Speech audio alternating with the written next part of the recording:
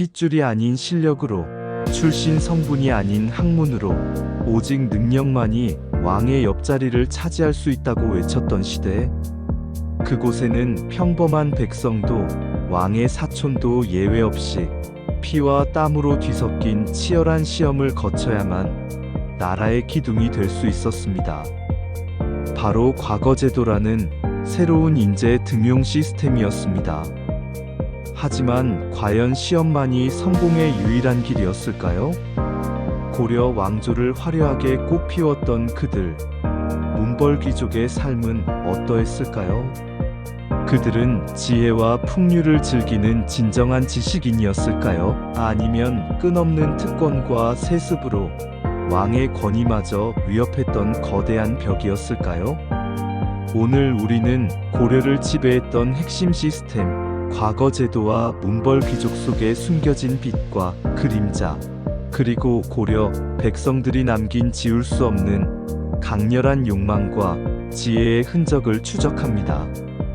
시험으로 왕의 시대에 한 발짝 다가갔던 그들의 화려한 삶 속으로 들어가 보겠습니다. 태조 왕건은 고려를 건국하면서 건국 공신들과 지방 호족들의 힘을 빌려 왕조를 세웠습니다. 그 과정에서 태조의 후예들이 수많은 왕비와 혼인 관계를 맺으며 외척 세력이 비대해졌고 초기 고려 왕실은 혼란을 피할 수 없었습니다. 광종은 피해 숙청을 통해 왕권을 강화하고 강력한 중앙집권 체제를 꿈꾸었습니다. 그리고 그 꿈을 실현하기 위한 핵심 제도 중 하나가 바로 과거제도의 도입이었습니다. 시험에 의해 관리를 선발하는 국가고시제인 과거가 처음으로 도입, 실시된 것은 널리 알려진 대로 광종 9년 958이다. 과거제는 신분이나 가문이 아닌 유교적 소양과 학문적 능력을 바탕으로 관리를 선발하는 혁신적인 제도였습니다. 이는 당시 고려 사회를 지배하던 혈연 중심의 폐쇄적인 문벌 사회에 큰 변화를 가져왔습니다.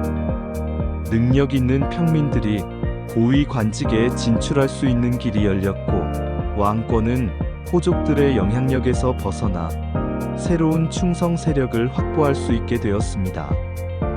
이때의 과거제 도입은 우리로서는 역사상 최초로 채택한 정식 국가고시제였고 외국인인 후주 출신 쌍기의 건의에 의해 중국의 제도를 이끌어다가 시행한 것이며 그럼에도 불구하고 별다른 문제 없이 수용 정착되어 이후에 우리 사회에 매우 큰 영향을 미쳤다는 점에서 중요한 의의를 지닙니다. 그러던 이 과거제를 처음으로 도입하게 된 이유는 무엇일까? 먼저 도입의 배경부터 살피기로 하는데 그것은 더 말할 필요도 없이 광종 9년 당시까지의 국내 정치 형세와 밀접한 관련을 가지고 있었습니다. 즉 고려는 건국한 이래로 호족과 그 출신의 무훈공신들 세력이 매우 강하여 왕권은 늘 불안한 상태에 있었거니와 광종은 그 같은 현상을 타파하기 위하여 일련의 개혁 정치를 단행하는데 과거제의 도입도 그 일환으로 이루어지는 것입니다. 과거는 한문학이나 유교 경전의 능력을 시험하여 그 성적에 따라 관인을 선발하는 제도였으므로 그렇게 되면 지금까지 커다란 정치적 비중을 차지하고 있던 무훈 공신들의 세력은 자연히 약화되는 대신에 군주에게 충성을 본분으로 하는 신진 인사들이 기용되어 왕권은 안정을 기할 수 있었기 때문입니다. 더구나 이 제도의 시행을 건의한 쌍기가 군주권의 확립을 위해 재개혁을 단행한 후주 세종의 혁신 정치에 직접 관여한 경험이 있는 사람이었다는 데서 그 목적은 한층 뚜렷해집니다.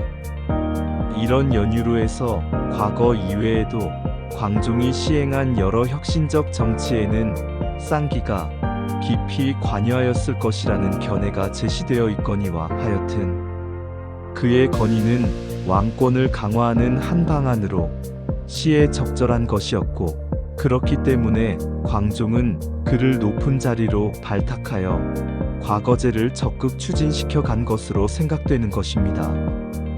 나아가서 쌍기를 비롯한 중국의 귀화인들은 고려에 어떤 세력 근거도 가지고 있지 않았으므로 혁신 정치를 단행하여 가는 데는 안성맞춤이었습니다. 그리하여 이들은 왕권과 밀착된 가운데 개혁 정치를 주도하는 한 세력으로 활약하였거니와 과거제는 이와 같은 배경 위에서 도입, 시행될 수 있었습니다. 고려의 과거는 크게 문과, 잡과, 승과로 나뉘었습니다. 문과는 가장 중요한 과거로 유교 경전과 문장 능력, 정책에 대한 논술 등을 시험보아 행정 관료를 선발했습니다. 잡과는 법률, 의학, 산학, 지리학 등 전문 기술직을, 승과는 승려의 등급을 심사하는 시험이었습니다. 이 중에서도 문과 급제자들은 고려 사회의 엘리트이자 핵심 지배층으로 성장할 수 있는 특권을 누렸습니다. 문과 시험은 보통 3년마다 한 번씩 치러졌으며 응시자들은 몇 년간 과거 준비에 몰두하며 지식과 지혜를 갈고 닦았습니다. 합격하기란 하늘의 별 따기만큼이나 어려웠고, 과거 급제자들은 일생일대의 영광으로 여겨졌습니다.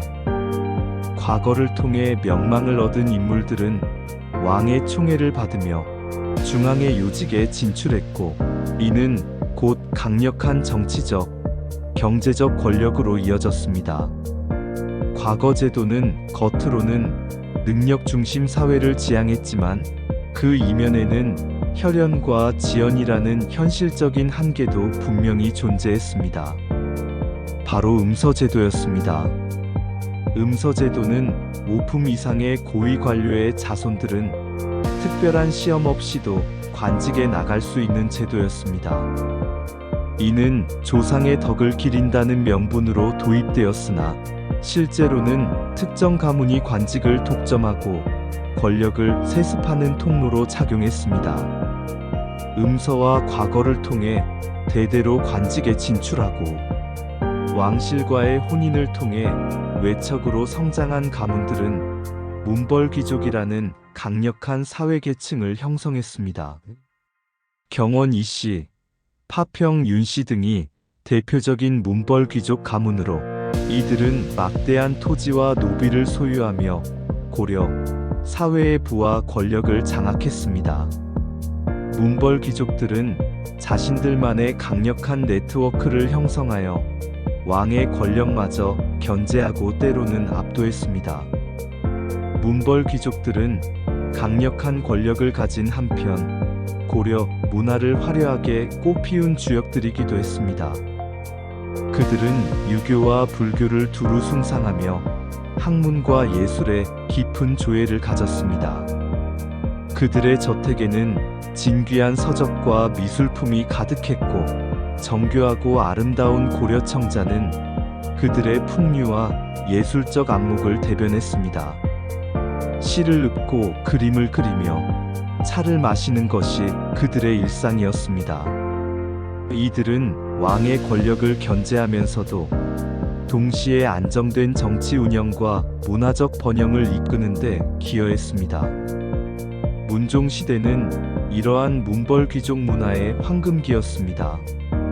왕과 문벌귀족들이 서로 견제하고 협력하며 고려는 안정과 번영을 누렸습니다.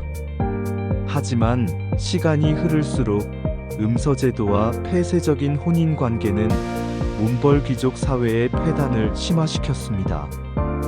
자신들만의 권력을 유지하기 위해 왕권을 유린하고 이권 다툼에 몰두하면서 문벌귀족 사회는 점차 썩어갔습니다. 결국 문벌귀족 사회의 모순은 이자겸의 난천 126년과 묘청의 난천 135년으로 폭발했습니다.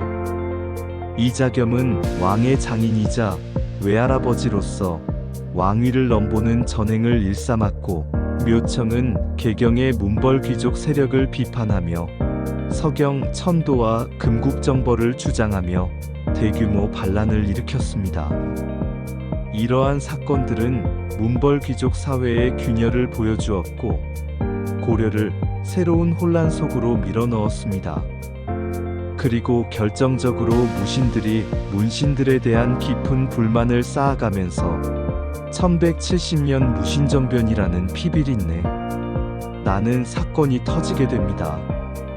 이는 문벌 귀족 시대의 종말을 알리는 신호탄이었으며, 오랫동안 권력을 독점하고 무신들을 멸시했던 문벌 귀족들은 칼날 앞에 속수무책으로 쓰러져 갔습니다.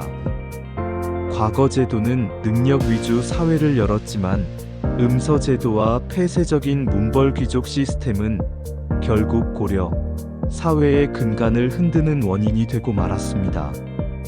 과거 제도는 고려 사회의 활력을 불어넣고 능력 있는 인재를 등용하는 혁신적인 제도였습니다.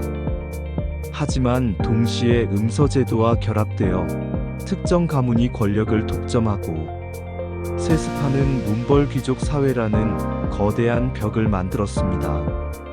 문벌 귀족들은 고려의 화려한 문화와 안정된 정치를 이끌었지만, 그 폐쇄성과 특권 의식은 결국 고려 사회의 모순을 심화시키고 비극적인 무신정변을 초래하는 근본 원인이 되었습니다. 고려 왕조에 영원히 지워지지 않는 지혜와 욕망의 흔적을 남긴 과거 제도와 문벌 귀족 사회, 그들의 빛나는 문화와 시험을 통한 출세의 꿈, 그리고 그 이면에 숨겨진 특권과 몰락의 이야기는 오늘날 우리에게 끊임없이 역사의 교훈을 던지고 있습니다. 이야기 한국사 고려편, 왕과 백성의 숨은 이야기.